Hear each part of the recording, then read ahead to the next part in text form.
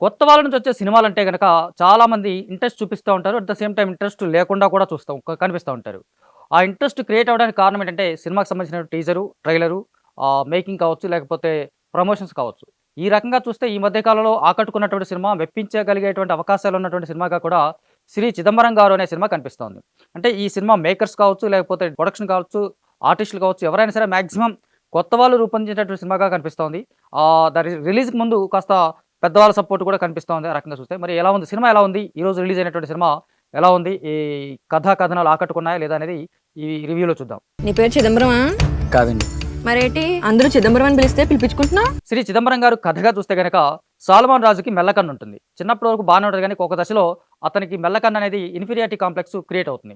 చాలా వరకు చాలామంది అతన్ని చూసి జాలి పడతారు. లేకపోతే అతన్ని చూసి గేలి చేస్తా ఉంటారు. అతన్ని చూసి విసిరిస్తా ఉంటారు అనే ఆ రకంగా ఆలోచించుకొని ఆ కారణంగా అతను చాలా చిన్నప్పుడే చదువు మానేసిన తర్వాత అతను కళ్ళజోడుతోటి నల్ల కళ్ళజోడు మెయింటైన్ చేయడం అనేది స్టార్ట్ చేస్తాడు. చిన్నప్పటి నుంచి కూడా నల్ల కళ్ళజోడు పెట్టుకొని ఎవరితో కూడా తను కలవకుండా ఉండడం అనేది కనిపిస్తోంది.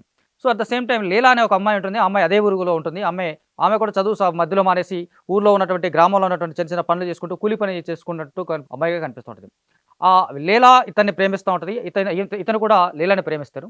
ఒకానొక దశలో అతను లీలకు సంబంధించి ప్రేమను ఎక్స్‌ప్రెస్ చేస్తాడు. లీలా అతన్ని చూసి నన్ను ప్రేమించడం కాదు, నిన్ను నువ్వు ప్రేమించుకున్నావా అని ఒక ప్రశ్న వేస్తుంది. ఆ ప్రశ్నతో పాటు వచ్చినటువంటి 2, 3 ప్రశ్నల సమాధానం కారణంగా హీరో డిస్టర్బ్ అవుతాడు. ఇన్ఫీరియారిటీ కాంప్లెక్స్ ఇంకాస్త ఎక్కువ పెరుగుతది. దాంతో పాటు అతను తన మెల్లకన్ను అనే సమస్యను తొలగించుకోవాలని చెప్పేసి ఒక ప్రయత్నం చేస్తా ఉంటాడు. ఆ ప్రయత్నంలో భాగంగా సక్సెస్ అయ్యాడా? లేదా ఆ ప్రయత్నంలో భాగంగా వచ్చినటువంటి సన్నివేశాలు ఎలా ఉన్నాయి? లేదా ఇంటర్వెల్ బ్యాంక్ వరకు వచ్చినటువంటి కంటెంట్ ఎలా ఉంది? ఆ తర్వాత వచ్చినటువంటి కథా కథనాలు ఎలా ఉన్నాయనేది సినిమాలు చూస్తే తెలుస్తుంది మనకు. సింపుల్‌గా చూస్తే గనుక కథాపరంగా చూస్తే ఇది ఇలా ఉంటుంది. ఇలాంటి కథలు మాక్సిమం ఎక్స్‌పెక్ట్ చేయడానికి దగ్గరగా ఉంటాయి. ఎక్స్‌పెక్టేషన్స్ అనుగుణంగానే ఉంటాయి. కాకపోతే కథనంగా మాత్రం చాలా చాలా ఆకట్టుకునేలాగా, మెప్పించేలాగా, అట్రాక్టివ్‌గా ఉండేలాగా రాసుకున్నట్టుగా కనిపిస్తుంది 'శ్రీ చిదంబరం' గారి సినిమాకి సంబంధించి చూస్తే గనక. అంటే ఎక్కడో ఒకానొక చిన్న పల్లెటూరులో జరిగినటువంటి కథగా కనిపిస్తుంది. ఆ క్రమంలో వచ్చినటువంటి సినిమాటోగ్రఫీ కావచ్చు, లేకపోతే విజువల్స్ కావచ్చు, లేకపోతే అన్ని అద్భుతమైనటువంటి విజువల్స్ కనిపించడం, సినిమాటోగ్రఫీ అద్భుతంగా ఉండటం అనేది ప్లస్ పాయింట్ అయితుంది. అట్ ద సేమ్ టైమ్ హీరోయిన్‌ల మధ్య వచ్చినటువంటి సన్నివేశాలు గానీ, వాళ్ళిద్దరి మధ్య వచ్చేటువంటి కెమిస్ట్రీ కావచ్చు, లేకపోతే వాళ్ళిద్దరి మధ్య వచ్చినటువంటి డైలాగ్స్ కూడా చాలా చాలా ఇంట్రెస్టింగ్‌గా, ఆకట్టుకునేలాగా, అట్రాక్టివ్‌గా ఉండటం అనేది చాలా పెద్ద ప్లస్ పాయింట్ అవుతుంది. అంటే ఒక రకంగా ఇలాంటి కథలు సెలెక్ట్ చేసుకున్నప్పుడు మనకు మామూలుగా మలయాళం సినిమాలు ఎక్కువగా కనిపిస్తూ ఉంటాయి. ఇలాంటి కథలంటే మలయాళం సినిమాల నుంచి వస్తా ఉంటాయేమో అనిపించేలాగా ఉంటది. ఆ కారణంగానే ఈ సినిమా కాస్త నెమ్మదిగా సాగుతున్నట్టుగా కనిపిస్తోంది. ఆ స్లో నరేషన్ అనేది కొంచెం ఇబ్బంది పెడుతున్నప్పటికీ కూడా ఆకట్టుకునేటువంటి సన్నివేశాలు, ఆకట్టుకున్నటువంటి డైలాగ్స్ వల్ల ఈ సినిమా కొంత ప్లస్ పాయింట్ అయ్యే అవకాశం ఉంటుంది. సో, ఫస్ట్ హాఫ్ వరకు కూడా చాలా హ్యాపీగా, జాయ్‌గా సాగిపోతున్నట్టుగా కనిపిస్తుంది. హీరో తాపి పని చేస్తా ఉంటాడు. హీరోయిన్ కూలి పని చేసుకుంటుందనే నేపథ్యం అనేది ఏదైతే ఉందో చూస్తాం. ఈ మధ్య కాలంలో తెలుగులో అసలు ఎలాంటి కథ నేపథ్యం ఎప్పుడు ఎవరి దగ్గర చూడలేదంటగా స్థాయిలో కనిపిస్తూ ఉంటది. అంత నేచురల్‌గా, అంత సహజంగా ఒదిగిపోయినటువంటి విధానం కూడా చాలా చాలా బావుంటుంది.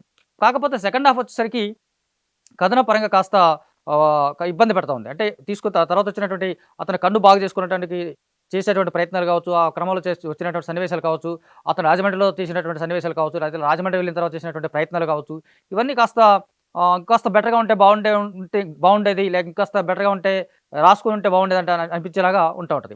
అయినప్పటికి కూడా సెకండ్ హాఫ్ తర్వాత మళ్ళా ప్రీ క్లైమాక్స్‌లో వచ్చేసరికి వీళ్ళిద్దరి మధ్య వచ్చేటువంటి సన్నివేశాలు కావచ్చు, వీళ్ళిద్దరి మధ్య వచ్చేటువంటి భావోద్వేగాలు కావచ్చు, లేకపోతే వీళ్ళిద్దరి మధ్య వచ్చేటటువంటి సంఘర్షణ కూడా ఆకట్టుకునేలాగా మెప్పించాడు. సో, పెర్ఫార్మన్స్‌ల పరంగా చూస్తే గనక చిదంబరం క్యారెక్టర్‌లో వంశీ తుమ్మల ఒదిగిపోయినటువంటి విధానం కానీ, ఆ క్యారెక్టర్‌ని అతను అడాప్ట్ చేసుకున్నటువంటి విధానం కానీ, అతను పెర్ఫార్మ్ చేసిన విధానం కానీ ఎక్స్ట్రార్డినరీగా ఉంటుంది. సింపుల్‌గా, పర్ఫెక్ట్‌గా, అంటే హీరో క్యారెక్టర్ లాగా కాకపోకుండా కేవలం ఒక పాత్రలాగా కనిపించడం, ఒక పాత్రలాగా ఎలివేట్ అవ్వడం, పాత్రలాగా ఎస్టాబ్లిష్ చేయడం లాగా కనిపించడం అనేది చాలా చాలా బాగుంది. చాలా నేచురల్‌గా అతని పెర్ఫార్మెన్స్ కనిపిస్తుంది.